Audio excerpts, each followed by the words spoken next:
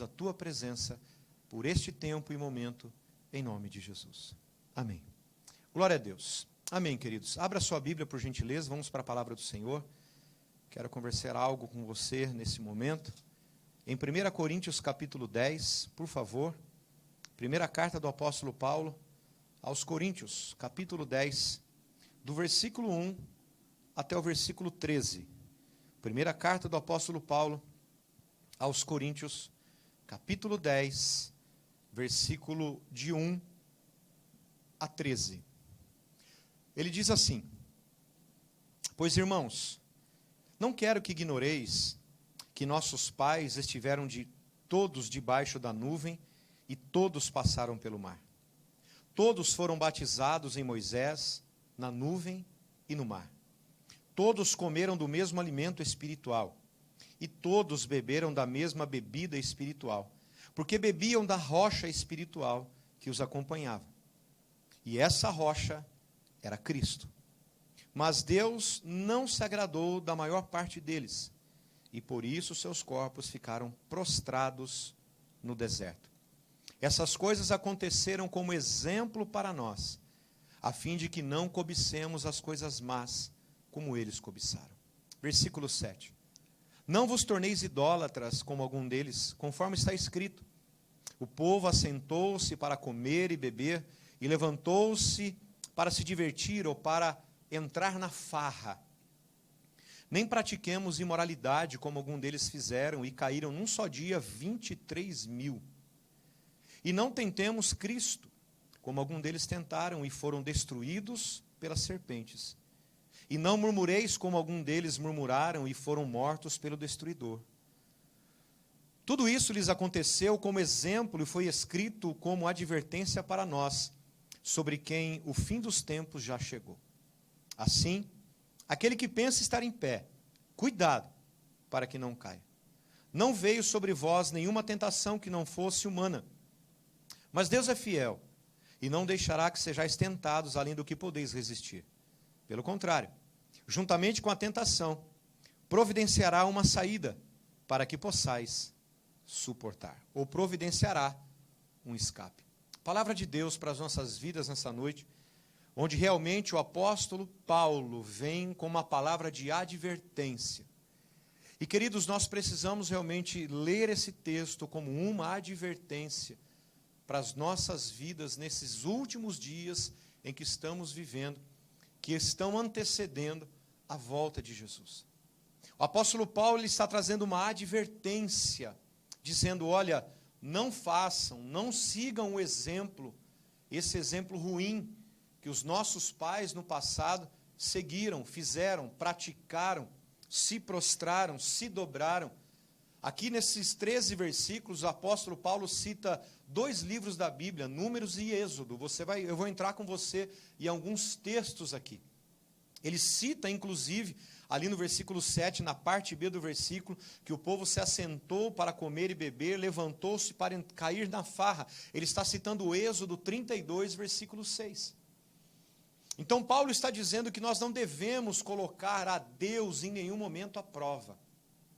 E, amados, nós realmente estamos vivendo nesse cenário, nesse pano de fundo chamado pandemia, e onde nós temos realmente observado, e o que mais nós precisamos fazer nesses dias, amados, é observar ações, atitudes, comportamentos de pessoas, para que nós não façamos igual, ou não pratiquemos da mesma forma e da mesma maneira.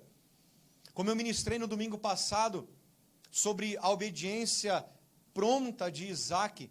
Isaac, ele seguia o exemplo de seu pai. O seu pai tornou-se um mentor espiritual para Isaac. Eu até citei um livro que eu li esses dias, chamado Os Mentores Segundo o Coração de Deus.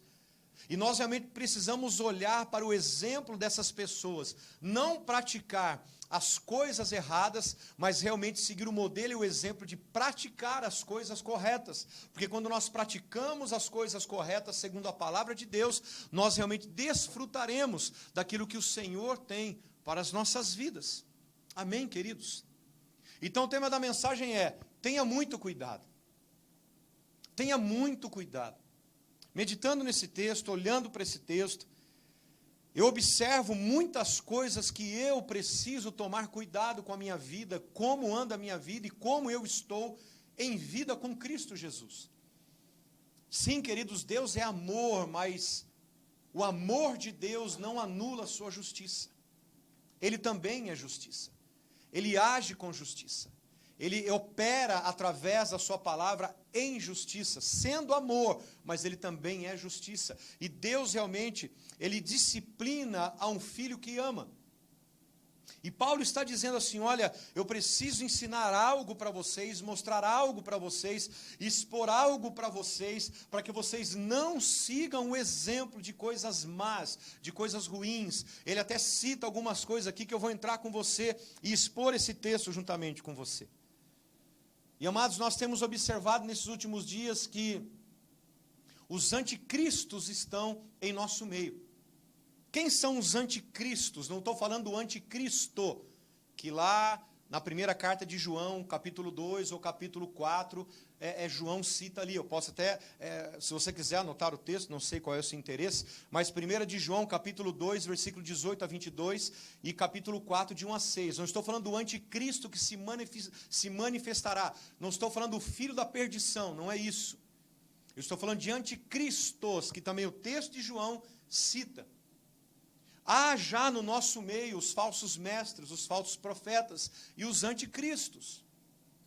A palavra anti, na origem da tradução dela, é o oposto, é contra, ou seja, é aquele que ensina uma direção, um caminho oposto. Se Jesus é o caminho, o anticristo ensina o desvio. Se Jesus é a verdade, o anticristo ensina a mentira. E se Jesus é a vida, o anticristo ensina a morte. É o oposto, é o contrário.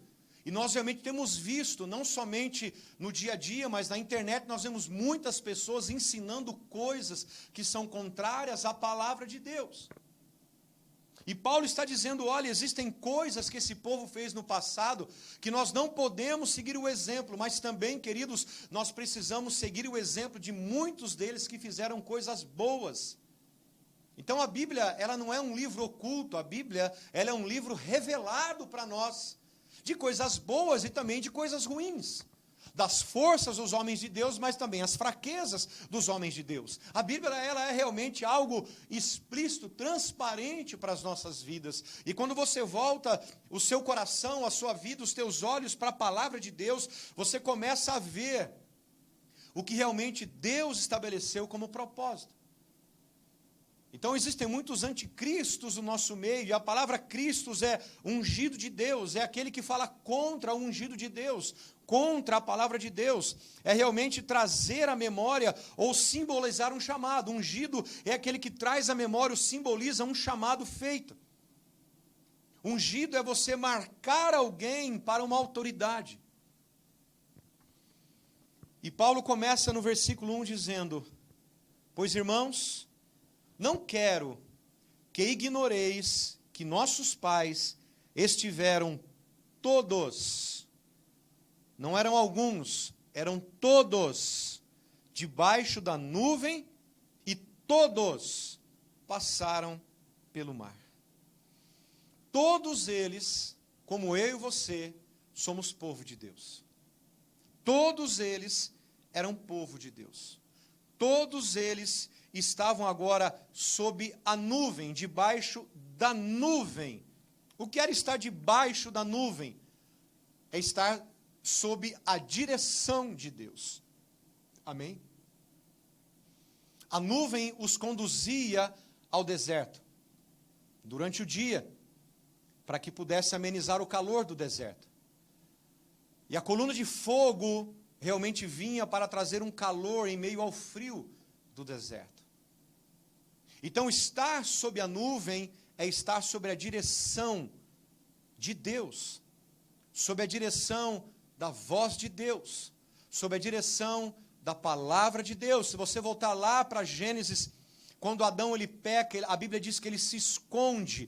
O se esconder de Adão era se esconder da presença, era se esconder da direção, era se esconder da voz de Deus, ou seja, ele não estava mais com seus ouvidos somente para ouvir a voz de Deus. E é isso realmente que está acontecendo nesses dias. Pessoas não estão com seus ouvidos exclusivamente para ouvir somente a voz de Deus. Dá ouvido a notícias, dá ouvido a telejornais, dá ouvido à internet.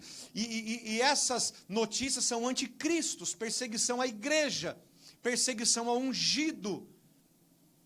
Está entendendo o que nós estamos vivendo? Então ele está dizendo que todos estavam sob a nuvem.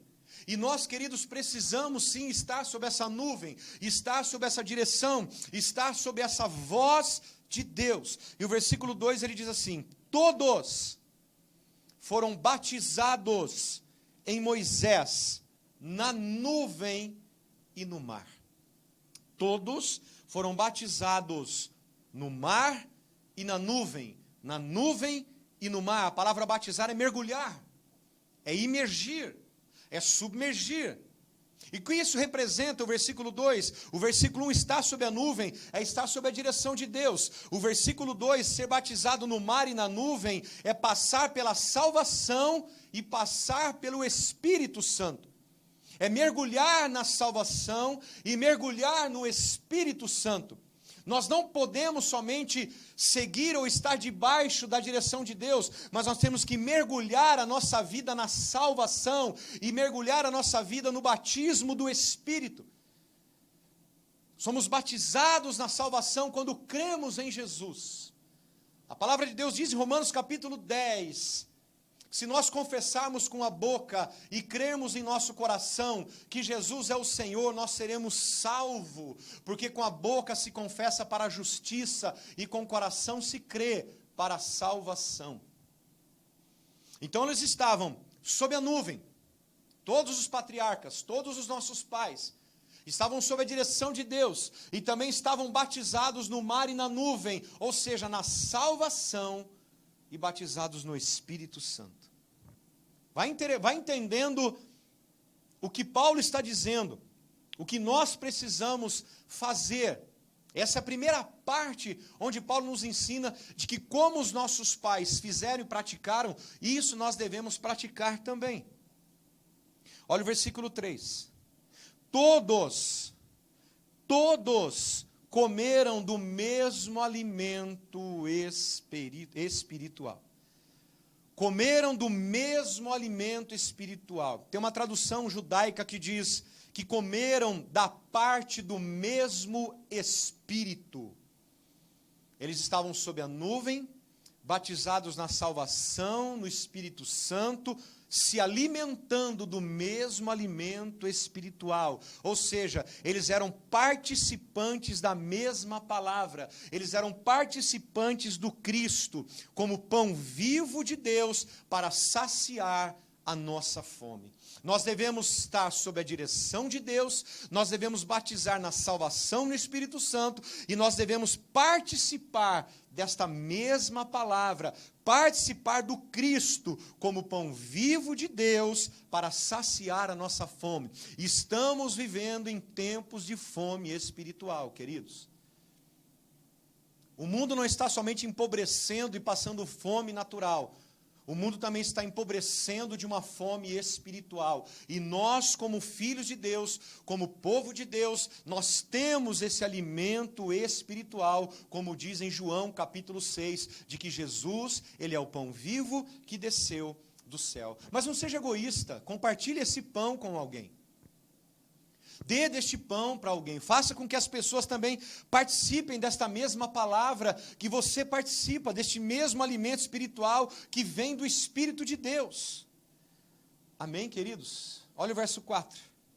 E todos beberam da mesma bebida espiritual, porque bebiam da rocha espiritual que os acompanhava, e essa rocha era Cristo. Aleluia. Eles participaram de Jesus Cristo, queridos, beberam da mesma bebida espiritual. A tradução judaica diz a mesma coisa. Eles beberam da bebida que vinha da parte do mesmo Espírito. O mesmo Espírito do passado nos fornece essa comida e essa bebida. Esse beber da bebida espiritual simboliza que Cristo é o cálice que eu e você devemos e precisamos beber. Amém, amados? Vai chegar um dia, diz a palavra em Amós, que vai chegar um dia que o povo terá fome, que o povo terá sede, mas não fome e sede de pão, mas fome e sede da palavra de Deus. E nós temos essa palavra, nós temos essa comida espiritual, nós temos essa bebida espiritual, e nós precisamos comer e beber, participar, tomar desse cálice, queridos. Porque a Bíblia diz assim na parte B do versículo 4. Porque bebiam da rocha espiritual que os acompanhava, e essa rocha era Cristo. Uma pedra ou uma rocha espiritual que os seguia. Essa pedra, ela provia a água para os israelitas. É a pedra, é a rocha que lá no Antigo Testamento, por 2 vezes ela aparece em Êxodo capítulo 17, do versículo 1 a 9, e lá em Números capítulo 20, do versículo 1 ao 13.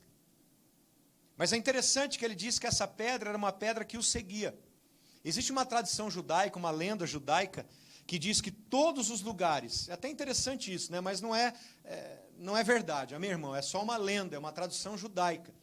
Os judeus, eles acreditam que quando Paulo, ele cita que havia uma rocha, uma pedra que os acompanhava, eles acreditavam que todas as vezes que a nuvem parava e o povo armava acampamento, ali existia uma rocha, uma pedra semelhante a todas as outras que haviam passado. Então eles creem nessa lenda de que essa pedra os acompanhava, porque o judeu não crê em Cristo como Messias, ele não crê em Cristo como Filho de Deus.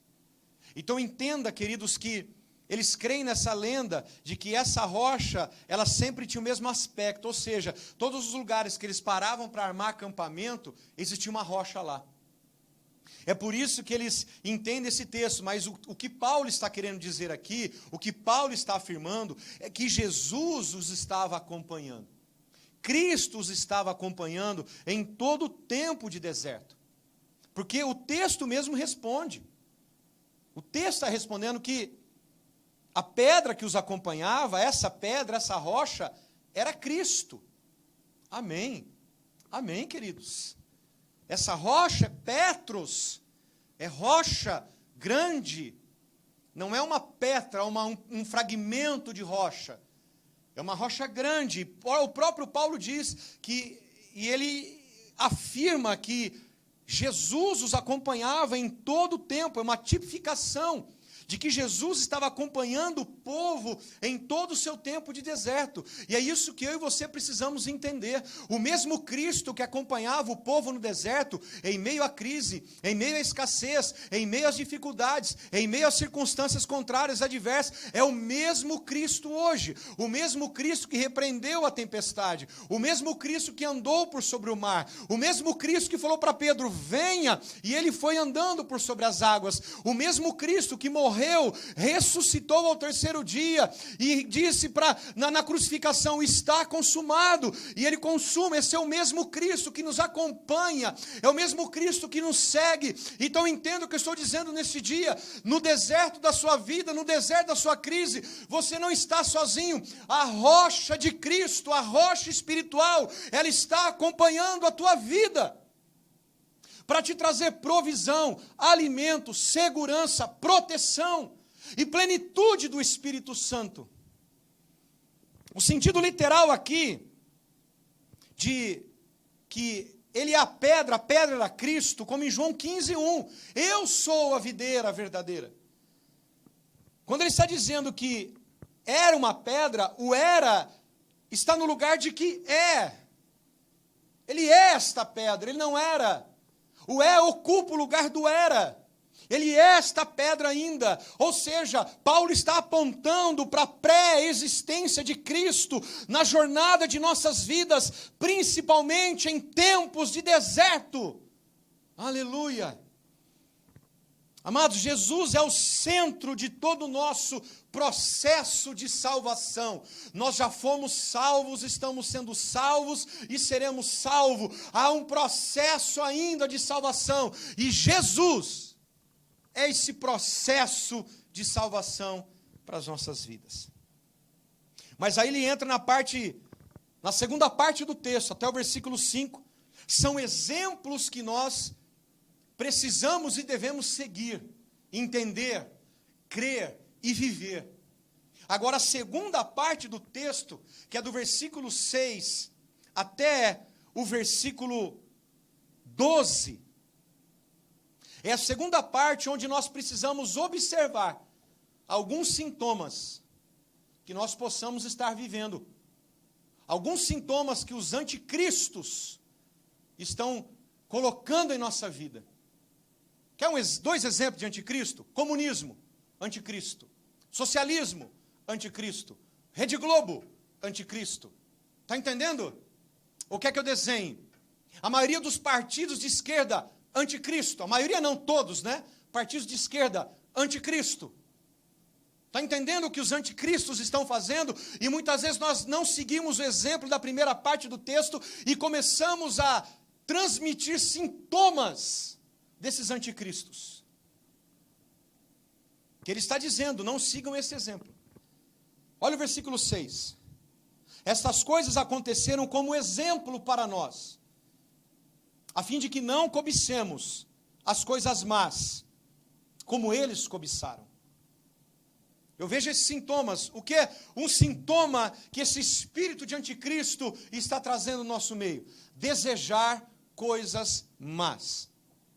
E aqui eu vou citar os textos do Antigo Testamento, que Paulo está citando aqui. Se você puder e tiver interesse e quiser abrir ou anotar, porque quando eu vou para um culto, amados, eu anoto tudo.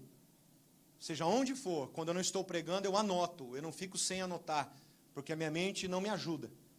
Então, se te interessar e te ajudar, você marca aí, do versículo 6 até o 12, eu vou citar alguns textos do Antigo Testamento que Paulo cita aqui. Números capítulo 11, versículo 4. E o populacho que estava no meio deles veio a ter grande desejo das comidas dos egípcios. Também os filhos de Israel começaram a chorar outra vez, dizendo: quem nos dará carne para comer? Desejos de coisas más, desejos de coisas profanas, desejos e saudades daquilo que o mundo nos alimentava, e muitas vezes a pessoa com esse sintoma de anticristo sente saudade das comidas do Egito, das carnes do Egito. Queridos, a Bíblia diz que nós não devemos andar pela carne, porque a carne, ela promove a morte. A Bíblia diz que nós temos que andar pelo Espírito, porque o Espírito promove a vida. A Bíblia diz lá, numa das cartas de João, que se nós somos amigos do mundo, nós somos inimigos de Deus. Então não há como. Eu tenho pregado sobre crise, tempo de oportunidade nesses últimos domingos, e a palavra crise é o ato de separar, é o ato de sentença. E essas crises que estamos vivendo, principalmente essa como pano de fundo, realmente está trazendo separação daqueles que seguem a Cristo e daqueles que são contra o Cristo. Porque se você anda na carne, você está como um sério candidato a se desviar da fé.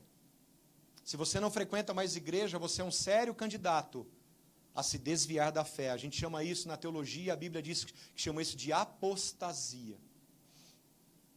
Você que não vem mais para a igreja, cuidado.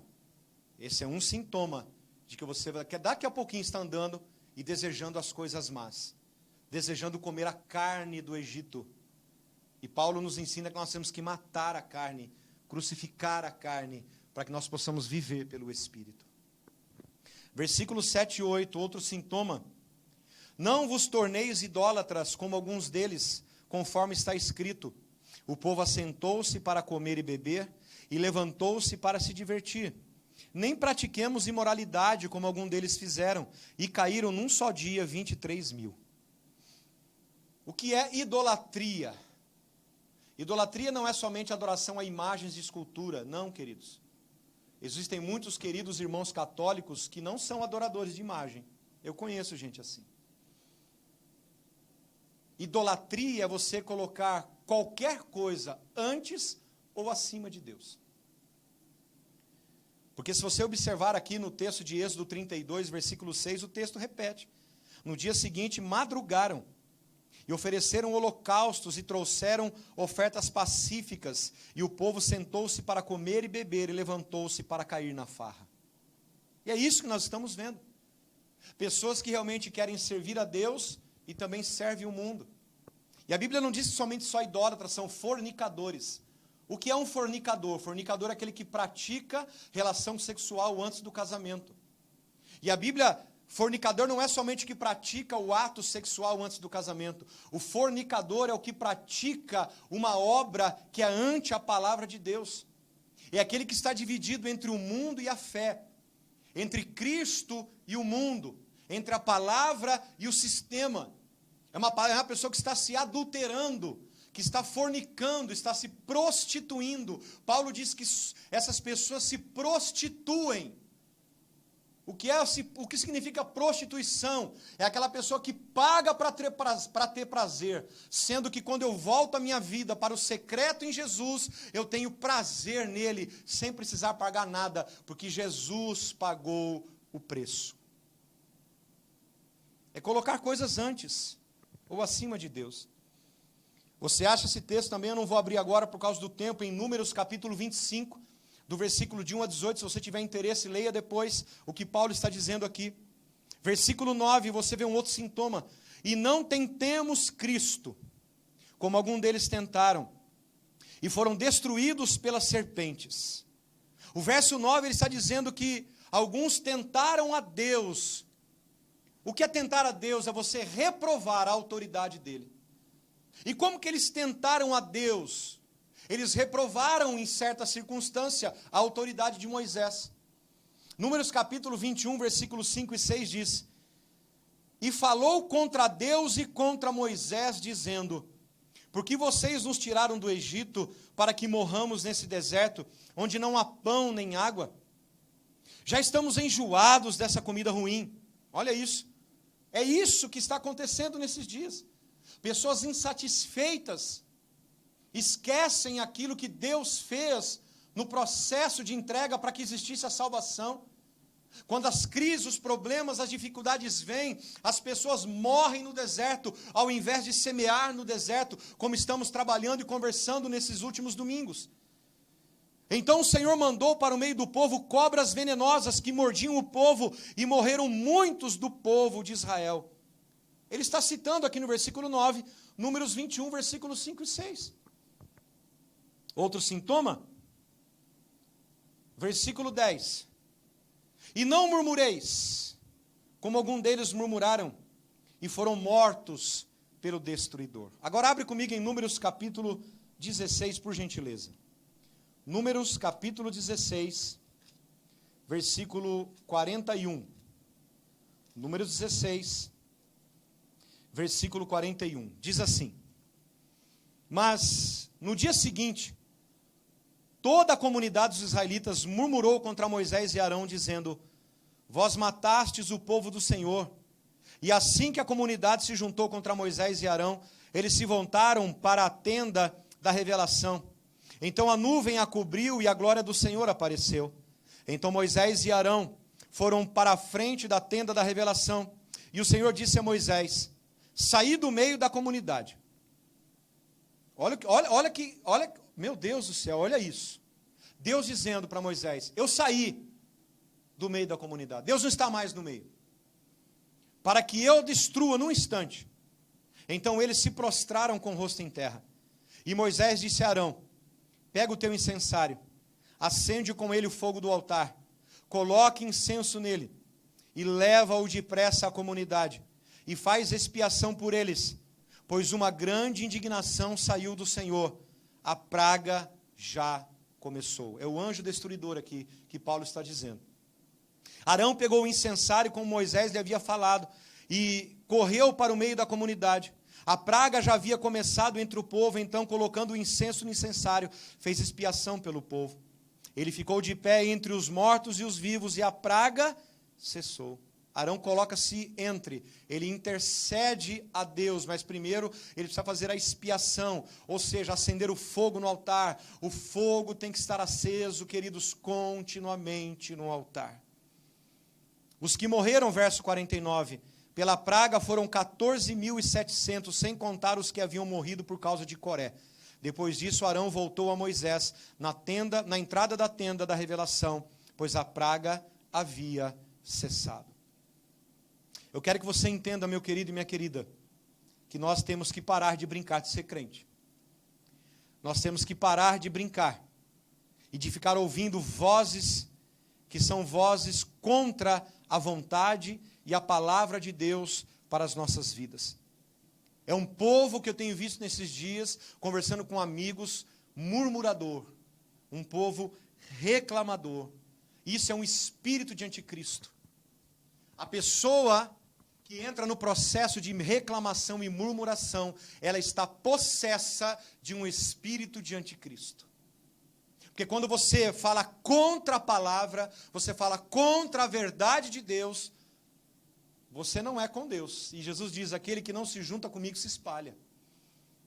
Então, queridos, eu quero crer que nesses dias, sejam dias que nós possamos voltar o nosso coração a arrependimento. Você vê em poucos canais, queridos, canais que pregam sobre arrependimento. Sobre nós tomarmos muito cuidado com o que estamos vendo, estamos ouvindo e com tudo aquilo que está acontecendo. E aí Paulo continua dizendo no versículo 11. Aqui ele vem com a palavra de alerta. Tomem cuidado, né? Tudo isso lhes aconteceu como exemplo. E foi escrito como advertência para nós. Como advertência para nós. Então eu preciso olhar para isso, mas eu não posso seguir este exemplo.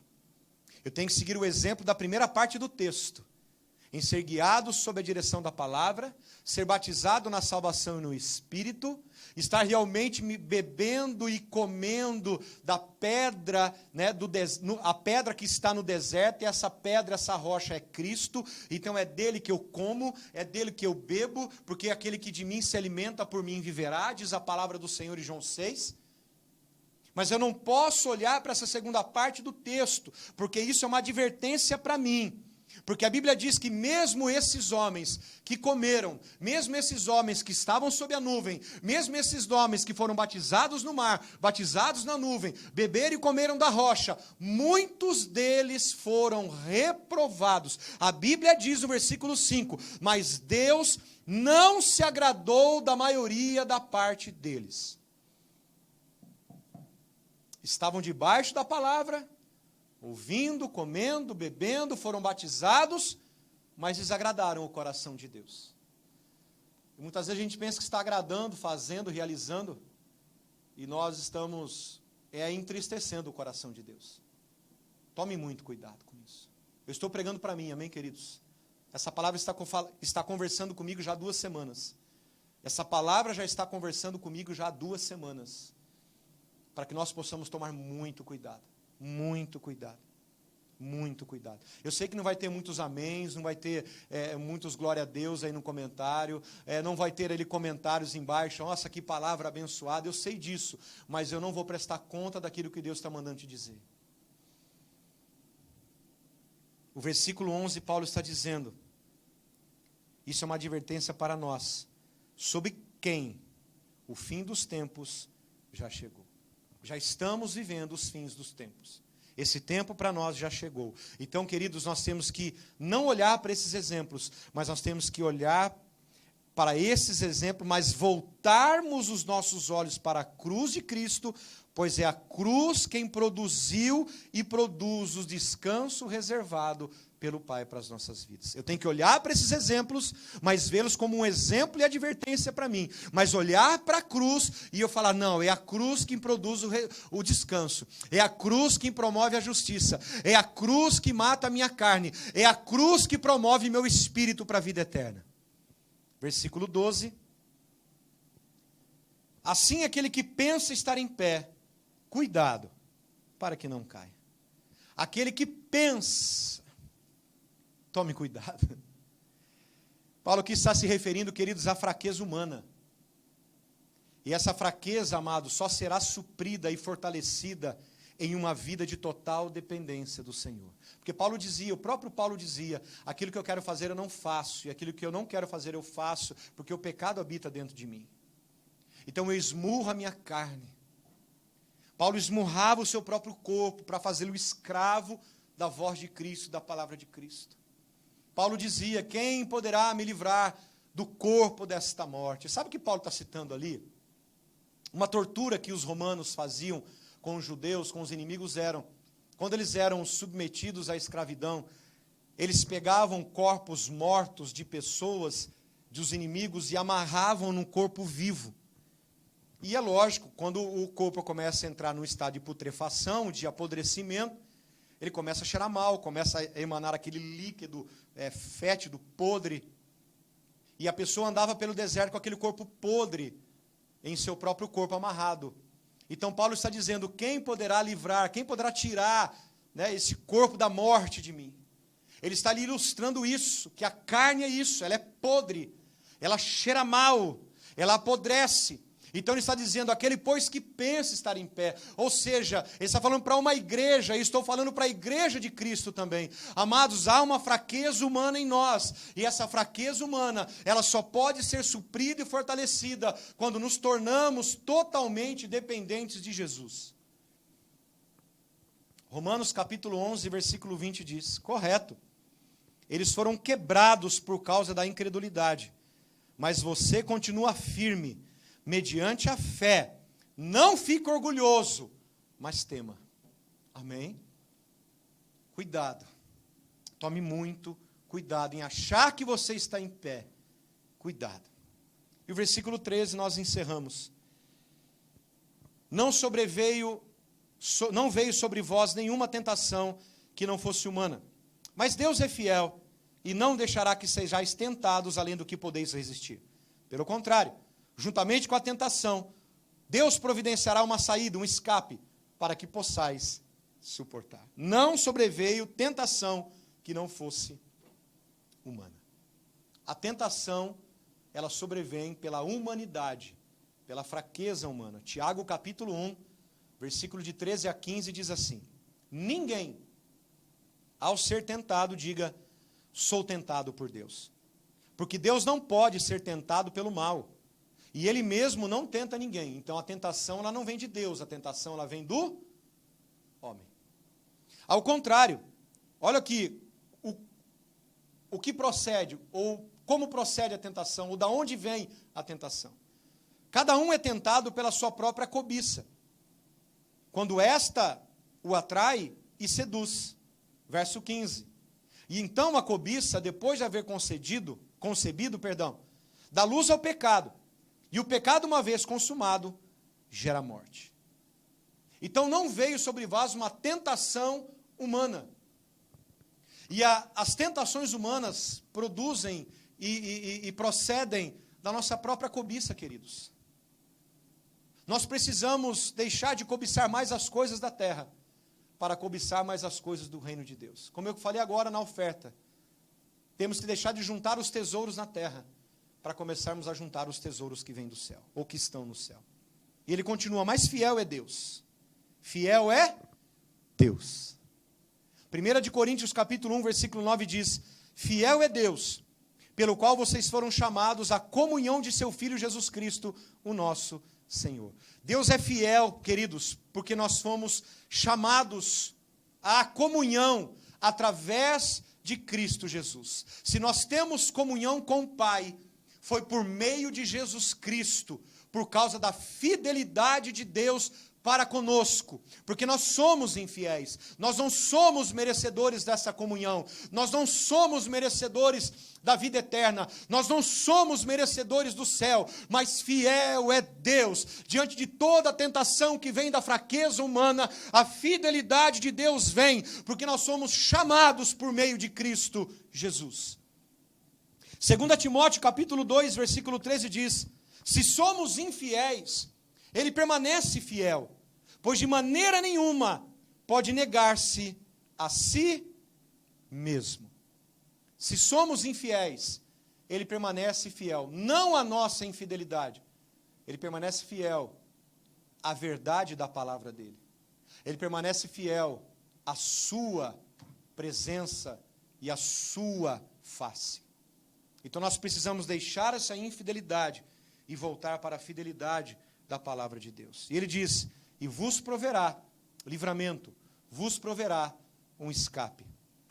Esse escape, esse livramento, não significa necessariamente um alívio em meio aos desertos, um alívio em meio às crises, um alívio em meio aos problemas, mas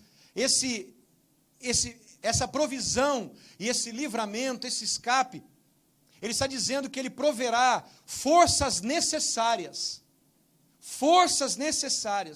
para suportar a nossa provação, para suportar os nossos desertos, para suportar as nossas crises. Paulo já dizia, posso todas as coisas em Cristo que me dá vitória. A tradução diz lá, a origem da tradução diz, na força que Cristo me dá, posso enfrentar toda e qualquer situação. E veja o exemplo de Daniel no capítulo 6, veja o exemplo de Sadraque, Mesaque e Abidnego no capítulo 2, do capítulo 3, você observa isso.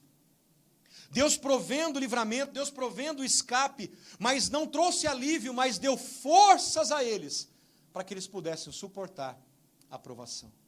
E que nessa noite Deus possa te dar força, nesse dia Deus possa te dar força, para que você possa suportar todas as suas provações, em nome de Jesus. Quem tem ouvidos, ouça o que o Espírito diz às igrejas, em nome de Jesus. Vamos orar. Pai, eu quero te agradecer, te louvar e bendizer o teu santo nome neste dia, engrandecer o teu nome por tudo que tu és.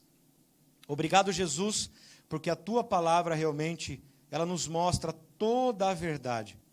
Não importa, Senhor Deus, se realmente aquilo que o Senhor mostra são fraquezas humanas, são forças humanas, pecado dos homens, arrependimento dos homens. A sua Bíblia, a sua palavra, ela realmente, ela é revelada, ela é transparente para cada um de nós.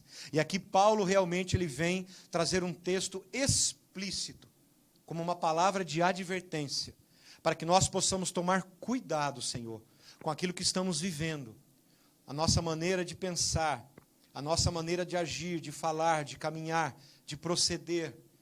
Olharmos sim para esses exemplos, ó Pai, mas realmente voltar os nossos olhos para a cruz de Cristo. Muitos ali, a palavra diz que todos foram batizados na nuvem, no mar, andavam sob a nuvem, se alimentavam e bebiam, ó Pai, da pedra, dessa rocha que é Cristo, mas a Bíblia diz no versículo 5 que o Senhor se desagradou de muitos deles. E ficaram ali 24 mil pessoas, como dizem números, 24 mil pessoas ficaram no deserto. Nós não queremos ser esses homens e essas mulheres que permaneçam no deserto da crise. Que o deserto não seja o nosso cemitério, o deserto não seja a nossa sepultura, mas o deserto seja um lugar onde nós vamos semear e vamos colher 100 por 1 diante do Senhor. E eu profetizo, Pai, que esta palavra de advertência, nós possamos realmente não nos apoiar na nossa fraqueza humana, porque aquele, pois, que pensa estar em pé, cuide-se para que não caia. Mas possamos voltar a nossa vida e o nosso coração à Tua palavra. E o Senhor possa nos fortalecer, nos prover o livramento e o escape de tudo que estamos vivendo, em nome de Jesus. Que o Senhor te abençoe e te guarde. Que o Senhor levante o rosto sobre ti e tenha misericórdia de ti e te dê paz.